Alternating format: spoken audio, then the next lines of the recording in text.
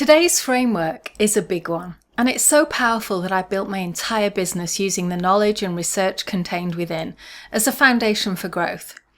Now, this is the path that all Coaches Business School clients take to start and grow and scale their coaching business. You could say it's one of our foundational frameworks that highlights different stages of business growth and what that means for you in terms of the level of growth you're currently at, and also where you would ultimately like to grow to. And at every stage, we map out the core challenges, including the emotional ones, which can actually derail you faster than anything else. So yes, they are important. Plus, you'll learn the solutions to the problems at each stage and the way client acquisition changes at different levels of business growth. And this is not some conceptual or abstract framework. This has been created through direct experience over my now 25 plus years of being self-employed as a coach and consultant, and also working with what must now be literally tens of thousands of coaches worldwide. And you don't need me to tell you that business is changing fast, probably faster than ever before. And so yes, this is a continually evolving framework, but quite honestly, the principles that you'll learn here haven't changed that much over the years. So let's take a look.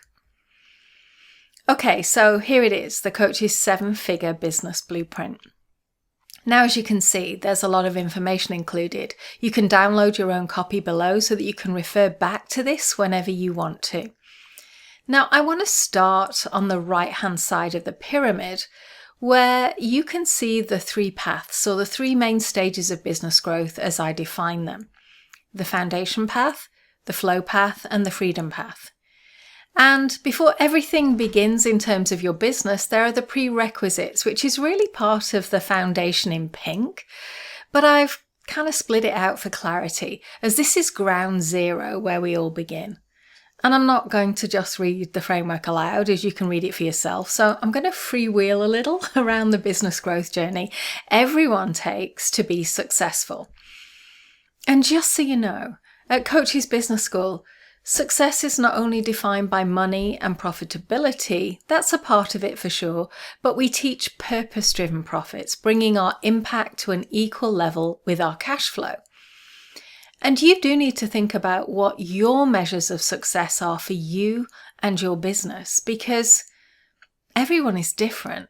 And for some of you, just defining what is enough money, what is enough growth, can be life-changing, because we all have a tendency to think we should want to grow and keep on growing.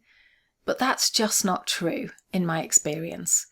We need to know what is enough in terms of profitability, in terms of impact, in terms of legacy, and whatever other measures are important, because otherwise we never stop working. And that's not the purpose of our business. Our business is to support our lives, not the other way around. So let's talk about the journey ahead in a little more detail. I want to give you a sense of what it's like at each level of your business growth, starting really at the bottom with the foundational level in pink, because this is ground zero. At the lower levels here, you are just starting out in business and building from the ground up. You might have a few clients, or you might still be at the idea stage. Either way, you're not clear on what it is you're selling, and you're still exploring in dialogue with your clients. You're likely to be saying yes to everything that comes your way and reinventing the wheel every time to give clients what they want. You're still trying to work out what it is that people actually want to buy from you. And as you progress on the foundation path, you keep learning and have now figured out what your clients want, and you'll have some success selling it. However, sales are likely to come in this feast or famine, and revenues are still highly unpredictable. It can feel like you're standing on shifting sands. Everything is uncertain and maybe even a little scary. If you're just starting out, chances are you still feel excited and hopeful. However, if you've been here for too long, you can feel frustrated at your inability to move on. The reality is you're still constrained by too little time and money for all of your hard work. The challenges here, I'm sure you'll all be familiar with. Uncertainty, it's hard to live with for all of us, but when you haven't yet figured out what your offer is or what people want to buy from you and what they're prepared to pay, it can be really disheartening. You need to focus on getting clarity in your business when you find yourself down here at these lower levels. And once you begin to get near the upper threshold towards the flow path, you will have figured out what it is that people want, but you may not yet have developed a consistent way of reaching potential clients and making those sales. So how do you overcome the challenges here? Well, test, test, test. Pilot various coaching packages and pricing to find out what your potential clients want to buy from you. Once you've figured that out, you're ready to invest your time in creating a more structured approach to client acquisition. And although this may be a tough decision because time and money's tight, it will be well worth it. You can't get to the next level without a consistent and predictable flow of clients and the cash flow that brings. So after putting in place a powerful business foundation and gaining some coaching experience with clients, giving you a deeper understanding of your market, now you see you're ready to begin to shift from a coaching practice as a self-employed coach and begin to build your coaching business in the green, an external asset that will enable you to grow faster while still delivering a quality business experience. So let me make the distinction here between pink and green, or, a coaching practice and a coaching business.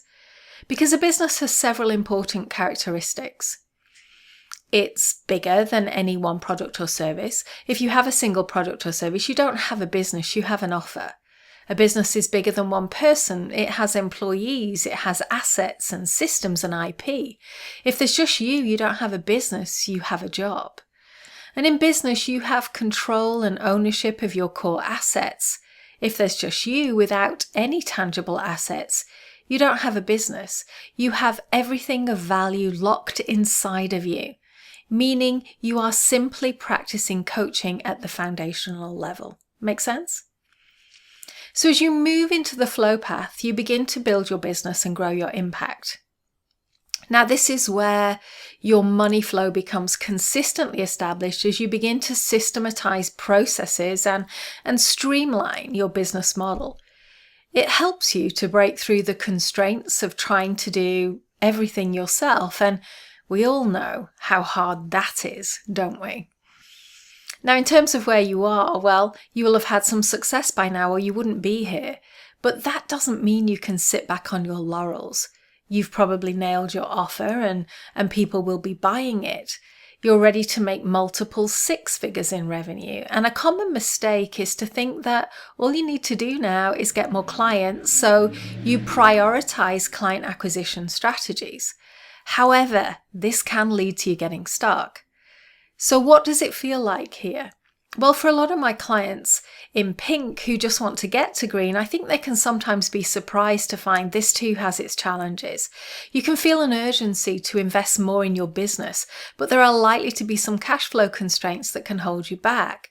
At this level, chances are you're still the hub of your business, which means most things depend on you showing up. Business can still feel personal, and here's the rub. You can have a crisis of confidence as you think you're doing your best work, your soul work, you're doing the best you can, but it still feels like there's not enough hours in the day to get everything done. You want your business to grow, but you've hit a ceiling with your capacity. You might even feel almost at burnout. Perhaps your clients aren't feeling as happy as they used to because you're simply maxed out and your energy shows that. Or because, remember, everyone's journey is different, you may have spent more than enough time building the systems and team in your business to expand your capacity, which could now be bigger than the amount of clients that you have. So this is like the opposite. It can leave you feeling frustrated with your client getting strategies. You know your business is ready to serve more clients, but for some reason, you aren't converting enough clients for you to reach your revenue goals. So there are challenges here. Not enough capacity. So far, you may have been trying to do everything on your own with minimal support. And now you're hitting that ceiling as your individual capacity is just becoming a bottleneck in your business. And it's constraining what it is that you can accomplish. Now, I've seen some clients here who've been unable to fulfill all the sales they've brought in because They just don't have the capacity to execute it all, or they're just about managing to execute with minimal quality to clients. Either way, their business reputation suffers, and your reputation is probably the most important thing in your business, so protect it. Or, maybe you haven't found the right people to support you, or you haven't been willing to spend enough, so the people that you've hired have not been that great. Another challenge which can arise here is how you get your clients, your channel to market. In other words, you can serve more clients, but the client attraction and conversion strategies you're using just aren't delivering enough clients to your business. So you can find yourself at a plateau with the growing need to scale your client getting strategies. And at this level, I hear many coaches expressing like a catch-22. They want to invest money in their business growth, but they need to make money to be able to invest it. The reality is that at this level of business growth, you're transitioning to building a real business. Your ability to grow comes from your ability to leverage and scale your capacity to execute and your client acquisition and client getting strategies. Now, either of these done well has the ability to accelerate your progress towards the next level of mastery. So what can you do to overcome the challenges? Well, it all comes down to systems and team. If you want to break through your capacity constraints, you need to create systems to deliver on your promises to your clients. You need to map out your client experiences, get intentional, create standard operating procedures for consistent execution and value, and train other people to support you in this. If you want to break through and get more clients, you need to implement leverage client getting strategies to gain a broader reach, to attract and convert your audience or community into fee-paying clients.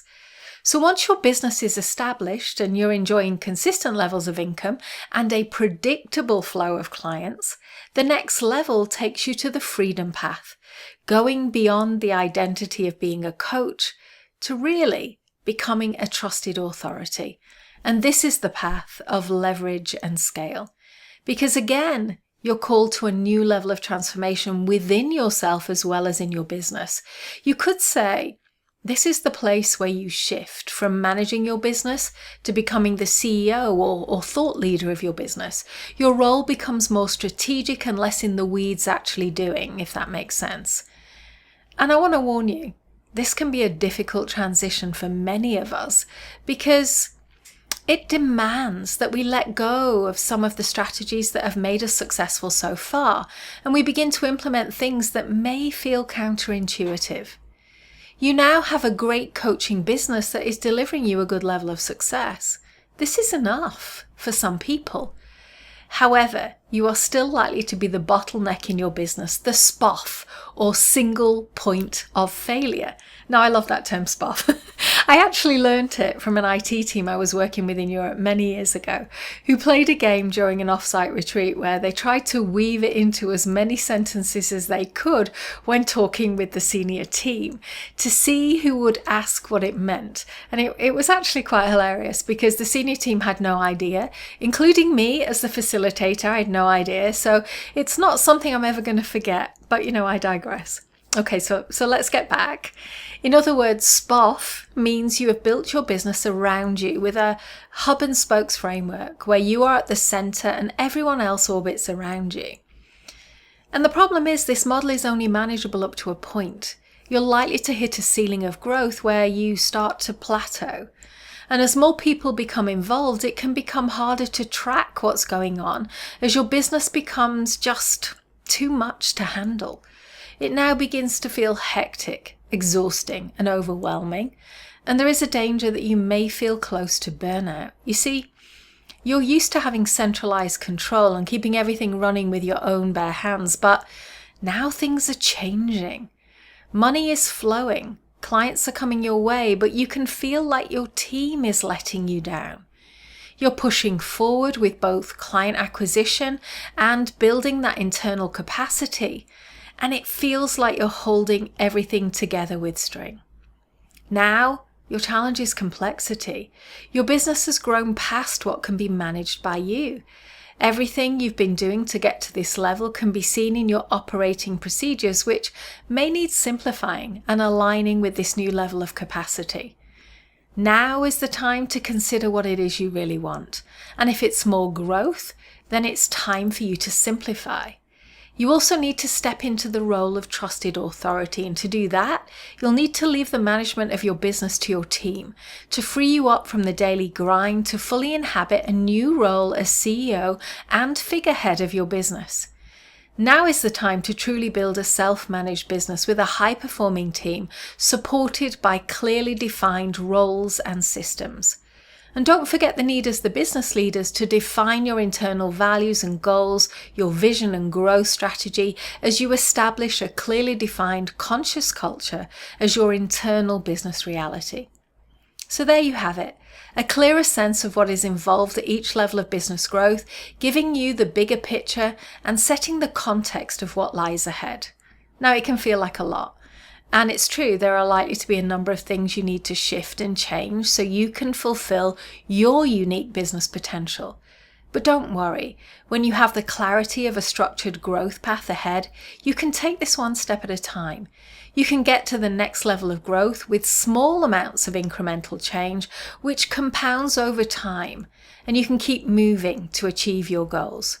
So think about what your idea of success looks like.